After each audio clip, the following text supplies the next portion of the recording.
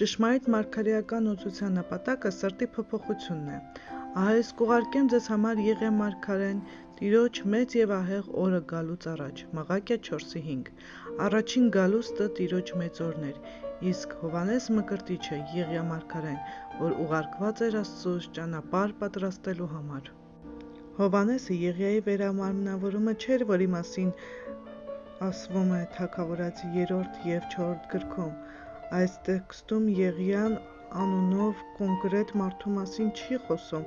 այլ բացատրվում է Եղիայի ծառայության իսկական նշանակությունը ավելի լավ հասկանալու համար նայենք Եղիա բառը, որը եբրայերեն կոչվում է Տիրոջ ուժը։ Այդ պատճառով էլ իրականում խոսվում է Հովհաննես Մկրտչի մասին, որ նա Հիսուսից առաջ եկավ Եհովայի ուժով։ Հովհաննեսի ծառայության հիմնական նպատակը Իսրայելի սիրտը Աստծուն դարձնելն էր։ Մատթեոս 3:2